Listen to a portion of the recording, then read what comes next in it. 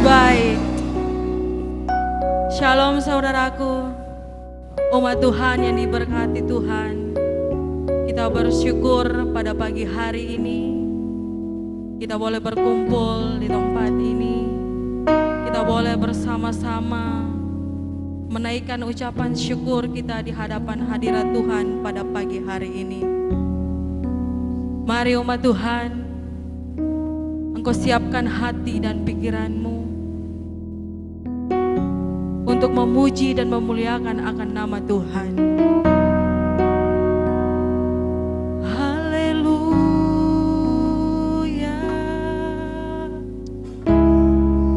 haleluya, Yesus. Terima kasih Tuhan. Haleluya. Betapa besar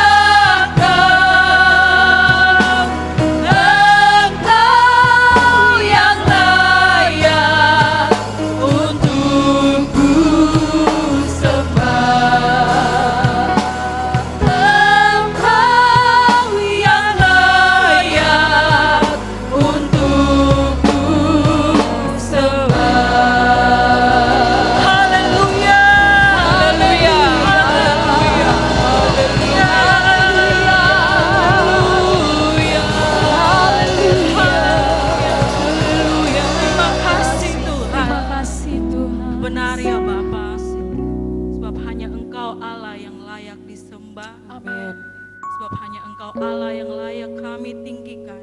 Amin. Kami agungkan. Terpujilah Engkau Tuhan. Haleluya. Tuhan Yesus, pada pagi hari ini Haleluya. kami akan memulaikan ibadah kami Tuhan. Haleluya. Sebelum Tuhan Yesus kami memulaikan, biarlah Engkau hadir Tuhan. Amin. Kuasa-Mu mengurapi kami. Amin. Engkau menjamah setiap umat Tuhan yang ada. Haleluya. Sehingga lawatan-Mu Tuhan terjadi di tengah-tengah kami. Amin. Terjadi di tengah-tengah ibadah kami Tuhan. Amin. Ada kuasa pemulihan terjadi. Amin. Berkat Haleluya. Tuhan terjadi.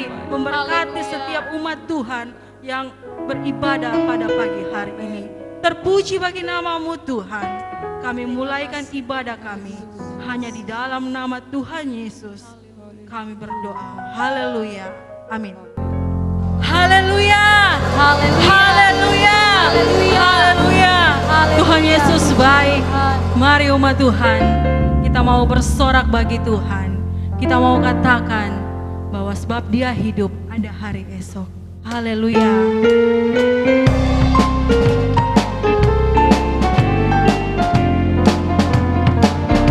Anak Allah, Yesus namanya, menyembuhkan, menyucikan, bahkan mati, tebus dosaku, kubur kosong membuktikan Dia hidup.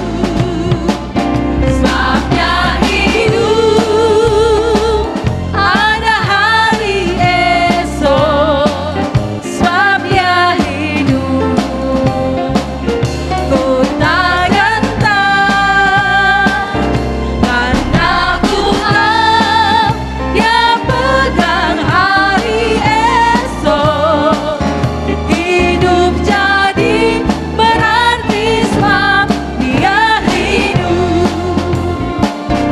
Anak Allah, Yesus namanya, menyembuhkan, menyucikan, bahkan mati, tebus dosaku, kubur kosong membuktikan Dia hidup. Sebabnya hidup, ada hari esok. Sebabnya hidup, ku tak gentar, karena ku tahu Dia pegang hari esok. Hidup jadi berarti sebab Dia hidup. Sebabnya hidup, ada hari esok. Sebabnya hidup, ku tak gentar, karena ku tahu Dia pegang hari esok.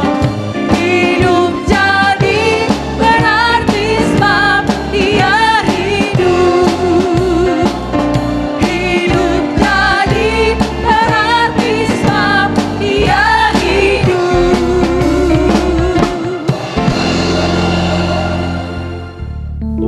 Haleluya. Haleluya. Haleluya. Haleluya. Tuhan Yesus baik. Haleluya. Mari umat Tuhan kita bangkit berdiri bersama.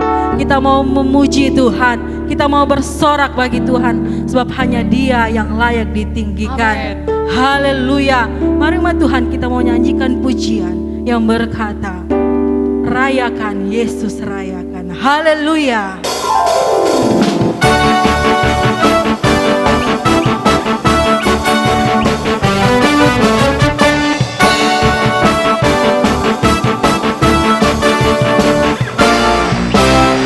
Rayakan Yesus rayakan. Rayakan Yesus rayakan.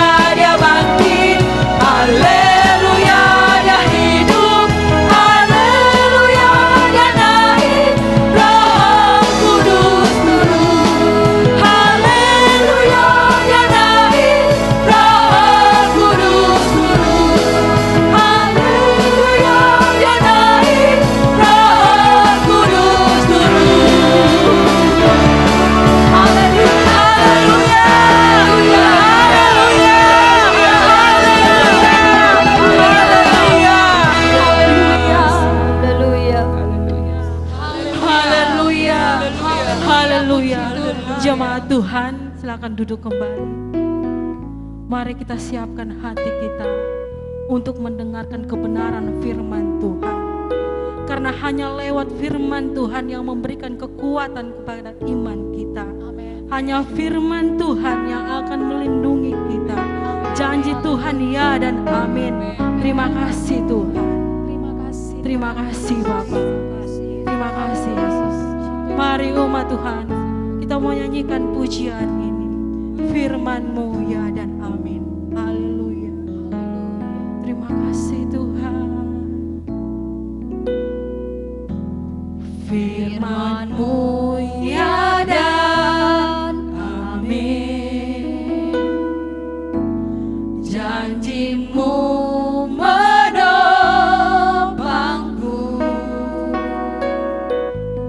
berjalan bersamamu di setiap musim hidupku.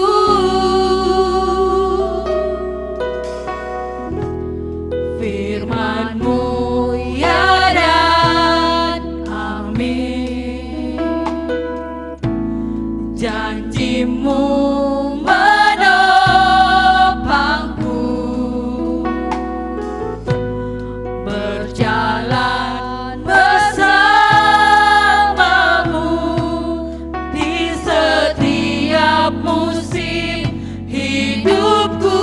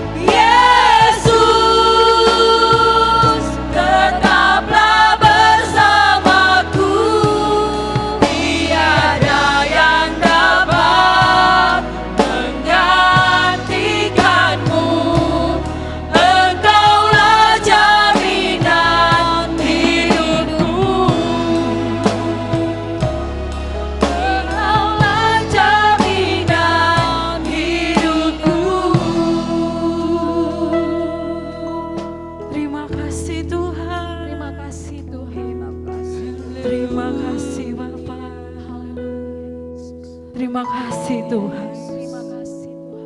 Hati kami menyadari sebab hanya Engkaulah jaminan dalam hidup kami. Terima kasih Bapak untuk kehadiran-Mu. Terima kasih Tuhan untuk lawatan-Mu. Terima kasih Bapak. Terima kasih Tuhan. Dalam persembahan kami menjadi persembahan yang harum di hadapan hadirat-Mu. Bapak, hati kami sudah siap Tuhan. Kami sudah siap untuk mendengarkan kebenaran firman-Mu. Firman-Mu yang akan menguatkan kami. Firman-Mu yang akan meneguhkan iman percaya kami. Kami tahu Tuhan, kami berada di situasi yang tidak memungkinkan bagi kami untuk bersama berkumpul bersama dengan keluarga, dengan anak-anak Tuhan yang ada. Tapi kami terlalu yakin dan percaya firman-Mu yang akan disampaikan oleh hamba-Mu itu yang akan meneguhkan iman percaya kami, sehingga kami semakin kuat di dalam Tuhan. Kami semakin mengasihi Tuhan. Kami semakin setia di dalam Tuhan. Terima kasih Bapa yang baik. Terima kasih ya Roh Kudus. Kini saatnya Tuhan, kami siap untuk mendengarkan kebenaran firman-Mu hanya di dalam nama Tuhan Yesus. Haleluya. Amin. Haleluya, haleluya, puji Tuhan. Shalom saudara yang diberkati Tuhan, bersyukur kepada Tuhan. Hari ini kita boleh kembali merayakan Paskah, memperingati hari kebangkitan Yesus Kristus. Meskipun dalam situasi dan suasana yang berbeda dari tahun-tahun yang sebelumnya, di mana kita tidak bisa merayakan Paskah bersama-sama dalam rumah Tuhan. Namun kita bersyukur hari ini kalau kita masih boleh merayakannya bersama keluarga kita, bersama orang-orang terdekat kita. Ini bukti kasih setia Tuhan yang besar dalam hidup kita. Bahkan terlebih khusus saat ini kita bersyukur kalau kita masih diberikan waktu dan kesempatan untuk sama-sama menikmati makanan rohani lewat kebenaran firman Tuhan. Mari kita membuka Alkitab kita di dalam Injil Matius pasalnya yang ke-26, ayatnya yang ke-31 sampai ayatnya yang ke-32. Mari bersama-sama kita perhatikan ayat ini. Saya akan membacakannya dalam nama Tuhan Yesus. Maka berkatalah Yesus kepada mereka, malam ini kamu semua akan tergoncang imanmu karena aku. Sebab ada tertulis, aku akan membunuh gembala dan kawanan domba itu akan tercerai-berai. Akan tetapi sesudah aku bangkit, aku akan mendahului kamu ke Galilea. Puji Tuhan, Tuhan Yesus memberkati kita semua. Saudara yang dikasihi oleh Tuhan Yesus Kristus, kebenaran firman Tuhan pada saat ini saya beri tema menang atas goncangan. Di dalam ayat yang kita baca tadi, dalam ayatnya yang ke-31, di sana dengan berterus terang Yesus mengatakan kepada murid-muridnya bahwa mereka akan mengalami goncangan iman.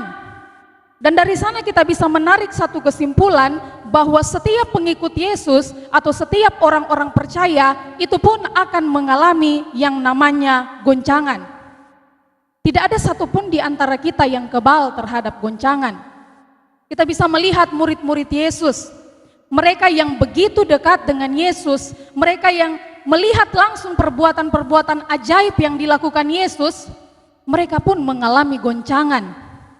Dan ketika goncangan itu datang, semua murid-murid dikatakan dalam kebenaran firman Allah melarikan diri dan meninggalkan Yesus. Tetapi saudara kita melihat di dalam ayatnya yang ke-32 dalam pembacaan kita tadi, di sana Yesus meneguhkan hati murid-muridnya agar jangan murid-muridnya menjadi takut, gelisah ataupun gentar dalam menghadapi goncangan-goncangan yang ada. Kenapa? Karena dalam ayat yang ke-32 Yesus berkata, ia akan bangkit dan akan mendahului mereka ke Galilea. Nah, pertanyaannya saudara, apakah yang Yesus maksudkan bahwa ia akan mendahului murid-muridnya ke Galilea?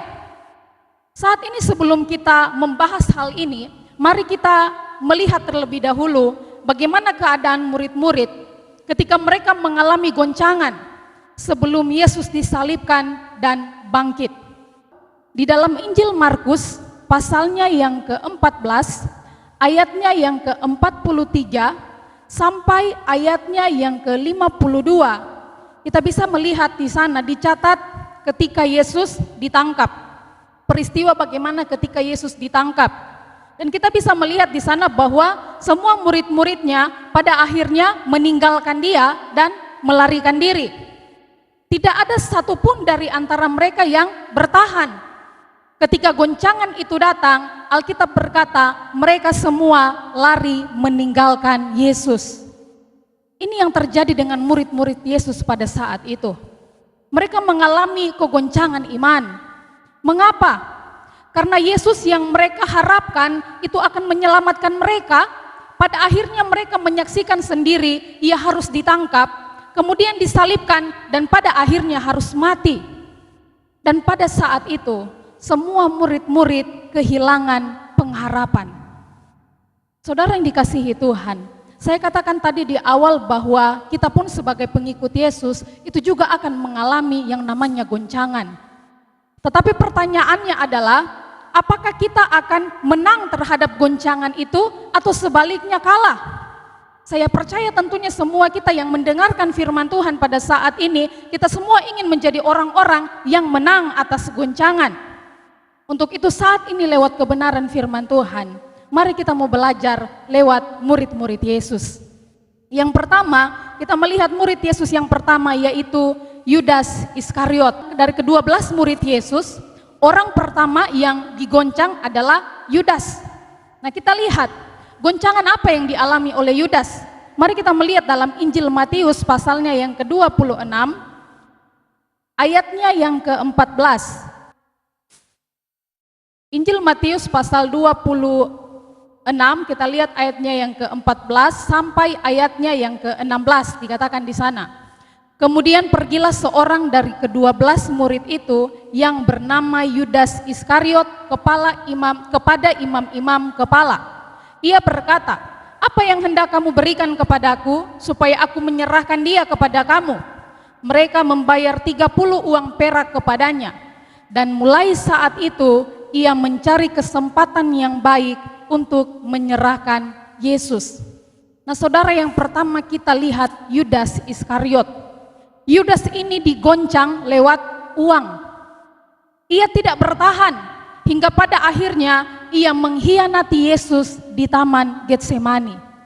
Saudara yang dikasihi Tuhan, kita perlu berhati-hati karena sampai sekarang ini kebutuhan akan uang masih menjadi alat yang efektif bagi iblis untuk menggoncang anak-anak Tuhan di akhir zaman.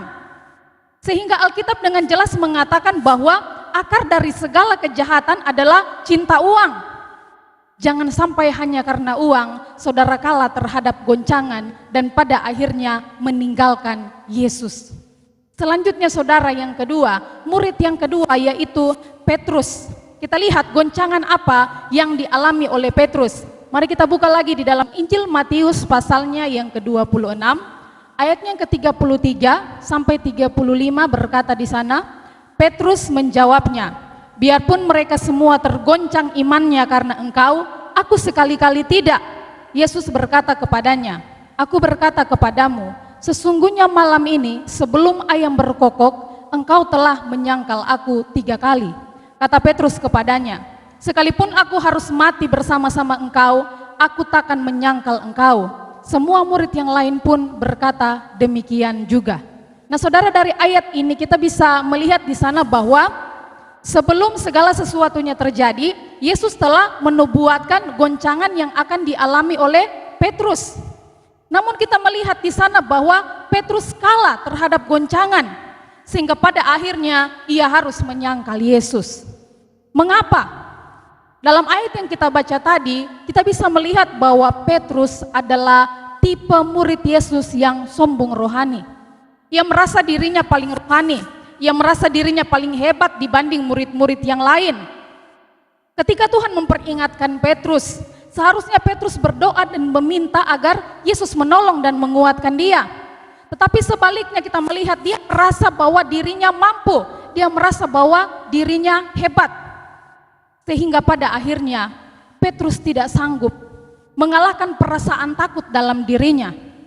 Ia pun memilih menyangkal Yesus daripada mengaku Yesus. Saudara yang dikasihi Tuhan, kita perlu berhati-hati terhadap yang namanya kesombongan. Karena ada kalanya tanpa kita sadari, mulai timbul kesombongan rohani dalam diri kita. Kita mulai merasa diri kita lebih rohani dari yang lainnya. Kita mulai merasa diri kita lebih baik dari yang lainnya. Saudara perlu ingat bahwa Allah sangat membenci orang yang sombong. Jangan sampai kita menjadi sama seperti Petrus. Karena tidak tahan terhadap goncangan, ia menjadi sombong rohani dan pada akhirnya ia menyangkal Yesus. Kemudian selanjutnya, kita lihat murid yang selanjutnya adalah seorang muda yang tidak dicatat namanya di dalam Alkitab. Dalam Injil Markus, pasalnya yang ke-14, ayatnya yang ke-51 sampai ayatnya yang ke-52, firman Tuhan berkata, ada seorang muda yang pada waktu itu hanya memakai sehelai kain lenan untuk menutup badannya mengikuti dia. Mereka hendak menangkapnya, tetapi ia melepaskan kainnya dan lari dengan telanjang. Nah, saudara yang dikasihi Tuhan, selanjutnya adalah seorang muda. Ketika dia melihat bahwa murid-murid yang lain itu lari meninggalkan Yesus, anak muda ini pun menjadi kecewa. Sehingga kemudian ia berusaha untuk mengikuti Yesus. Dia berpikir bahwa meskipun murid-murid yang lain, dia tetap akan mengikuti Yesus dan tidak akan mengkhianati Yesus. Tetapi kemudian apa yang terjadi? Dalam pembacaan tadi dikatakan ketika orang-orang berusaha untuk menangkap dia, pada akhirnya ia melarikan diri dengan bertelanjang. Ia melepaskan kain lenannya. Nah, saudara, kita melihat di dalam Alkitab ada beberapa referensi mengenai makna bertelanjang. Yang pertama kita lihat di dalam kitab Kejadian, pasalnya yang kedua, ayatnya yang ke-25. Makna bertelanjang di sana adalah kehilangan kemuliaan. Kemudian di dalam kitab Yesaya pasalnya yang ke-20 ayatnya yang keempat, makna bertelanjang di sana merupakan penghinaan. Dan selanjutnya dalam Kisah Para Rasul pasalnya yang ke-19 ayatnya yang ke-16, makna bertelanjang di sana adalah kalah. Jadi konotasi dari bertelanjang ini tidak baik. Kita lihat bahwa anak muda tadi dia berlari dengan bertelanjang dan dia meninggalkan kain lenannya. Kalau kita melihat di dalam kitab Wahyu pasalnya yang ke-19 ayatnya yang ke-8, kita bisa menemukan di sana bahwa kain lenan itu berbicara tentang perbuatan-perbuatan kebenaran. Nah, kita kembali melihat anak muda tadi. Kenapa anak muda ini pada akhirnya lari meninggalkan Yesus? Karena anak muda ini tidak dapat atau tidak sanggup untuk bertahan. Ia mengikuti Yesus, dia mencoba mengandalkan kekuatannya. Ketika dia melihat murid-murid yang lain sudah lari, dia berpikir bahwa dia bisa. Dia andalkan kekuatannya, ia pikir ia bisa bertahan meskipun murid-murid yang lain sudah lari. Saudara yang dikasihi Tuhan, Yesus tidak pernah berjanji bahwa ketika kita ikut Yesus, maka kita tidak akan pernah mendapatkan masalah. Tetapi ketika kita memutuskan untuk mengikuti Yesus, maka kita harus bersedia pikul salib dan menderita. Untuk itu saudara yang dikasihi Tuhan, kita tidak dapat mengikuti Yesus dengan kekuatan kita. Kita hanya bisa mengikut Dia dengan kekuatan Roh Kudus. Jangan sampai kita menjadi seperti anak muda tadi yang mengandalkan kekuatannya sendiri sehingga pada akhirnya menjadi sangat ketakutan. Dan karena ketakutannya, pada akhirnya dia meninggalkan Yesus. Dia menanggalkan kain lenannya yang berbicara tentang perbuatan-perbuatan kebenaran. Jangan sampai karena ketakutan kita, pada akhirnya membuat kita meninggalkan perbuatan-perbuatan yang benar. Selanjutnya kita melihat murid yang berikutnya yaitu Kleopas. Kita melihat di dalam Injil Lukas, pasalnya yang ke-24, ayatnya yang ke-13 sampai ayatnya yang ke-33. Dalam Injil Lukas pasalnya yang ke-24, ayatnya yang ke-13 sampai ayatnya yang ke-33, kita bisa melihat di sana diceritakan ada dua orang murid yang sedang dalam perjalanan ke Emmaus. Seorang diantaranya bernama Kleopas. Nah, saudara, Kleopas ini adalah murid Yesus yang sangat rindu untuk mengikuti Yesus. Sehingga ia memutuskan untuk pindah dari Emmaus ke Yerusalem.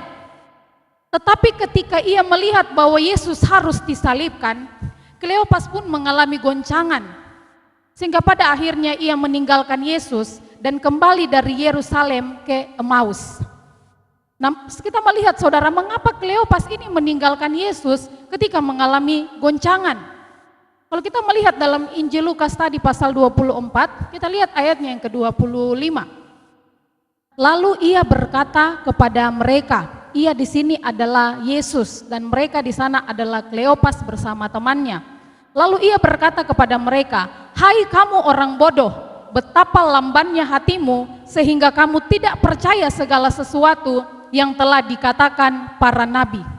Kita lihat saudara, mengapa Kleopas pada akhirnya kalah terhadap goncangan? Dalam ayat ini kita bisa melihat karena ia tidak berpegang pada firman Allah. Ia tidak berpegang pada firman Allah sehingga pada akhirnya ia harus gagal dalam menghadapi goncangan. Untuk itu kita sebagai anak-anak Tuhan, sebagai orang-orang percaya pada Yesus di akhir zaman ini, kita harus selalu berpegang sepenuhnya pada firman. Supaya apa? Agar iman kita kuat, kita tidak mudah goyah di dalam menghadapi goncangan. Nah, saudara yang dikasihi oleh Tuhan Yesus Kristus, selanjutnya kita melihat setelah iman dan komitmen para murid terpuruk karena goncangan yang mereka alami, mereka pada akhirnya harus kembali pada kehidupan mereka yang lama. Tetapi kemudian pada akhirnya kebangkitan Yesus itu mendatangkan kemenangan bagi para murid-muridnya, memberikan pengharapan kepada murid-muridnya atas segala bentuk goncangan yang mereka alami. Nah, inilah saudara yang dimaksudkan oleh Yesus dalam ayatnya yang ke-32 dalam pembacaan kita tadi, Injil Matius pasal 26.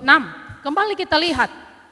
Injil Matius pasal 26 ayatnya yang ke-32 dikatakan, akan tetapi sesudah aku bangkit, aku akan mendahului kamu ke Galilea. Kita melihat di dalam Injil Yohanes, pasalnya yang ke-21, ayatnya yang pertama sampai ayatnya yang ke-14. Dalam Injil Yohanes pasal 21, ayatnya yang pertama sampai ayatnya yang ke-14, di sana diceritakan bagaimana Yesus menampakkan diri kepada murid-muridnya.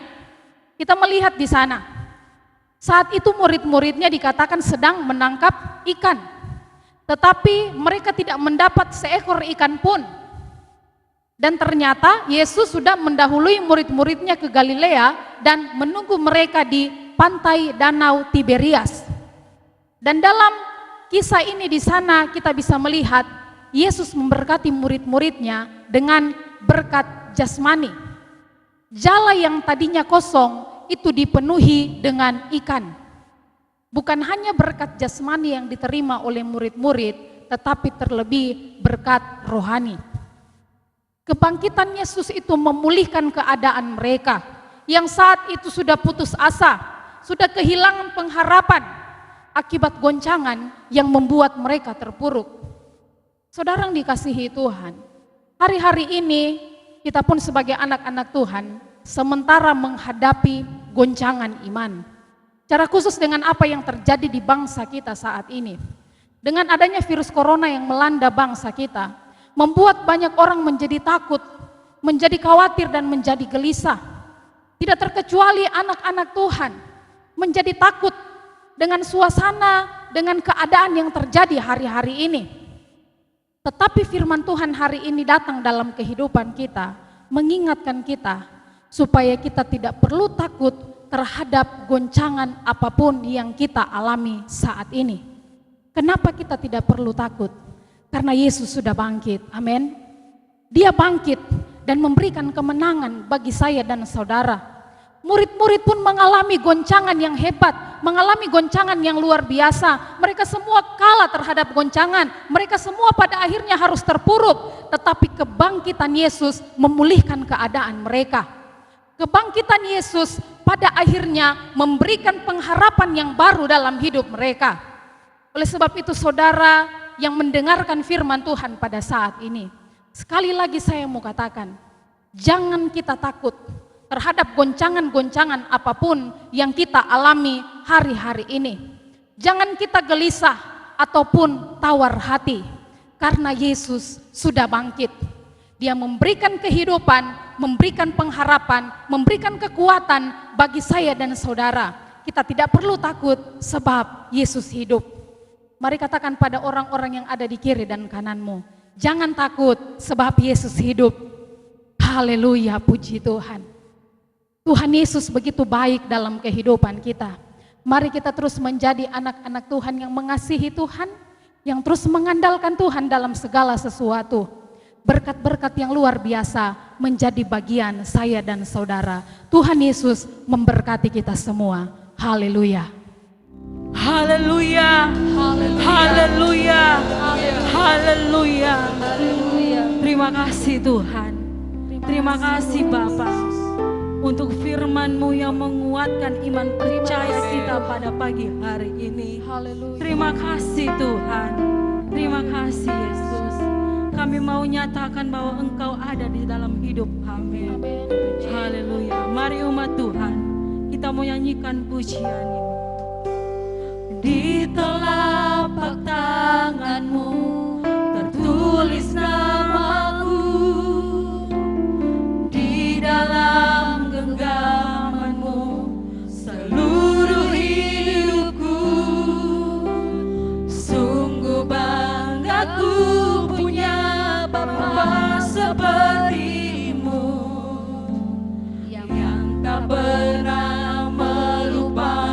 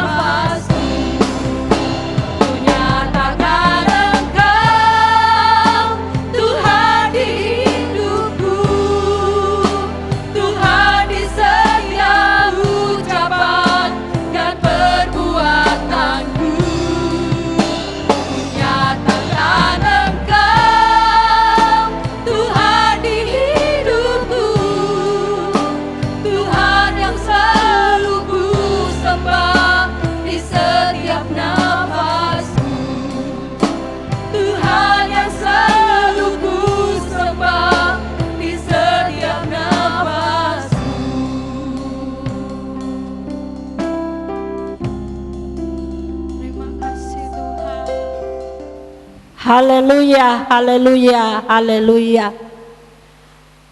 Bapa, kami mengucap syukur kepadamu buat segala kebaikan Tuhan yang begitu luar biasa yang kami telah alami, di mana kami telah mengucap syukur atas kemenangan yang Engkau beri bagi kami. Engkau telah bangkit dari antara orang mati. Engkau memberikan kami sukacita, sehingga kami dapat bersukacita karena Engkau yang memberikan kemenangan bagi kami. Berkati hamba-Mu yang sudah melayani kami dengan kebenaran firman-Mu. Biar kuasa kebangkitan itu terus menjadi bagian kami, memberi semangat bagi kami untuk berjuang hidup di tengah-tengah dunia ini. Terpuji bagi Engkau Bapa di surga. Saatnya kami mau berdoa syafaat buat bangsa dan negara kami. Kami tetap serahkan ke dalam tangan-Mu Tuhan. Di tengah-tengah masalah yang kami hadapi ini Tuhan, COVID-19 Tuhan, kami minta kepadamu, biar Tuhan Engkau nyatakan mujizat-Mu, biar semuanya kami masyarakat yang ada di Indonesia ini boleh mengerti Tuhan apa rencana Tuhan yang terindah bagi kami. Kami berdoa bagi Bapak Presiden, Wakil Presiden, seluruh menteri dan jajaran yang ada. Berikan mereka kekuatan, kesehatan, hikmat daripada Allah. Berkati keluarga mereka Bapa, dalam mereka menjalankan tugas, sehingga bisa menjalankan tugas dengan baik. Kami berdoa juga para medis, dokter yang ada, dalam mereka menangani setiap pasien yang ada, baik di rumah sakit Tuhan. Mari Engkau lindungi mereka semua Bapa. Perlindungan daripada Yesus sendiri akan menjadi bagian mereka, sehingga pasien yang ada boleh mengalami kesembuhan. Kami berdoa juga bagi TNI, Polri yang ada, yang berjaga-jaga di daerah kami. Tuhan Engkau tolong, Engkau beri mereka hikmat, keluarga mereka semua Tuhan Engkau pelihara. Kami berdoa juga buat daerah kami Sulawesi Tengah, tetap serahkan ke dalam tangan-Mu Tuhan.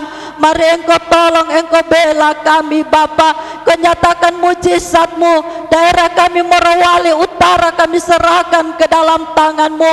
Kami berdoa buat keluarga almarhum Insinyur Atripel Tommy Momor MT, semoga mendapat tempat yang layak di sisi Tuhan yang Maha Kuasa, dan semoga keluarga yang ditinggalkan mendapat penghiburan dan kekuatan, serta senantiasa dikaruniakan kesehatan. Tuhan, mari Engkau lindungi mereka dalam menjalani masa perobatan.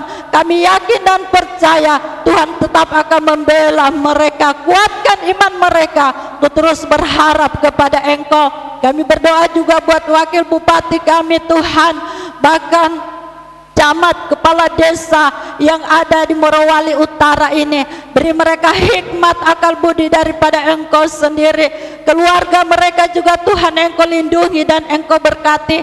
Kami berdoa juga bagi Polri TNI yang ada di Morowali Utara ini. Beri mereka hikmat Tuhan, berikan mereka kesehatan. Keluarga mereka juga Tuhan Engkau lindungi dan berkati. Para medis yang ada di Morowali Utara ini, Tuhan Engkau beri mereka kesehatan, berikan mereka kekuatan. Dokter, setiap perawat yang ada yang menangani semua pasien yang ada di rumah sakit, di puskesmas, Tuhan beri mereka hikmat yang daripada Allah sendiri, sehingga mereka juga terlindung Tuhan. Mereka boleh dapat bebas juga beraktivitas dan melayani Engkau. Terima kasih. Kami berdoa juga buat pimpinan-pimpinan gereja kami, mulai dari majelis pusat, majelis daerah, majelis wilayah. Beri hikmat, akal budi daripada Allah sendiri, sehingga dapat mengatur pelayanan kami yang ada, sehingga pelayanan kami, pelayanan hamba-hamba-Mu, baik dari denominasi gereja Tuhan, kami boleh bergandengan tangan untuk memajukan pelayanan, amat terlebih mengingatkan umat-umat Tuhan supaya mereka juga setia beribadah kepada Engkau. Mereka juga patuh akan pemerintah, adalah wakil-Mu Tuhan. Terima kasih ya Bapa di surga. Kami berdoa juga bagi jemaat Elohim, kami tetap serahkan ke dalam tangan-Mu Tuhan. Mari Engkau lindungi mereka, karuniakan kekuatan, kesehatan, hikmat, akal budi daripada Allah dalam tugas aktivitas mereka setiap hari Tuhan. Mari Engkau bela, lindungi di mana mereka berada. Mari Engkau bungkus tutup dengan kuasa darah-Mu anak-anak sedang jemaat-Mu yang ada di luar Betlehem. Perlindungan daripada Allah sendiri akan menjadi bagian mereka dalam usaha mereka masing-masing Tuhan. Mereka bekerja setiap hari sebagai pegawai negeri bahkan swasta Tuhan, di kantor, di perusahaan di mana mereka bekerja Tuhan Engkau lindungi, sebagai penginapan, rumah makan, fotokopi, studio foto Tuhan Engkau lindungi mereka, tukang ojek, air isi ulang, penjualan kue, warung makan Tuhan berkati mereka semua, kios-kios toko mereka, sebagai guru medis Tuhan Engkau berkati mereka semua, di mana mereka bekerja Tuhan Engkau berkati, tempat mereka bekerja Tuhan Engkau berkati. Terpuji bagi Engkau Bapa di surga. Kami tetap menyerahkan kehidupan seluruh jemaat Tuhan ke dalam tangan-Mu di sepanjang minggu yang berjalan. Tutup bungkus mereka dengan kuasa darah-Mu. Perlindungan daripada Allah menjadi bagian sidang jemaat-Mu, menjadi bagian kami sebagai hamba-hamba-Mu, pelayan pastoral Tuhan. Berikan kami semua kesehatan sehingga kami dapat bebas memuji memuliakan Engkau. Terima kasih ya Bapa di surga. Perlindungan Tuhan akan terus menjadi bagian kami semua, mulai dari anak balita sampai orang tua yang lanjut usia, ibu-ibu yang sedang mengandung Tuhan, sehatkan mereka baik dalam kandungan Tuhan, sehatkan sehingga mereka boleh melahirkan dengan segala selamat. Nama Tuhan dipuji dan dimuliakan. Kami berdoa juga setiap pengorbanan umat-Mu yang telah mengembalikan milik Tuhan, korban persembahan Tuhan tilik memberkati, Tuhan balas berkat sesuai janji firman-Mu Bapa. Terpuji bagi nama-Mu Bapa di surga. Saatnya kita menarikkan tangan, kita akan menerima berkat daripada Tuhan. Diberkatilah engkau di kota dan diberkatilah engkau di ladang. Diberkatilah buah kandungan-Mu, hasil bumi, lembu, sapi, kandungan kambing, domba-Mu. Diberkatilah bakul-Mu dan tempat adonan-Mu. Diberkatilah engkau pada waktu masuk rumah dan diberkatilah engkau pada waktu keluar rumah. Tuhan melindungi engkau, Tuhan menyinari engkau dengan wajah-Nya dan memberi engkau kasih karunia. Tuhan menghadapkan wajah terhadap engkau dan memberi damai sejahtera. Kiranya berkat Abraham, Ishak dan Israel menjadi bagian kita semua. Di tangan kanan kekuatan, kesehatan, umur panjang, di tangan kiri kekayaan, kehormatan. Tuhan mengangkat kita semakin naik dan bukan turun, menjadi kepala dan bukan ekor, sampai kepada anak cucu kita tidak akan meminta-minta. Marilah kita kembali ke rumah kita masing-masing. Bawalah berkat lima persekutuan Allah kuat kuasa Roh Kudus menyertai kita sekalian hari ini sampai Yesus datang pada kali yang kedua. Haleluya, haleluya. Semua yang percaya dan diberkati Tuhan, sama-sama kita katakan amin.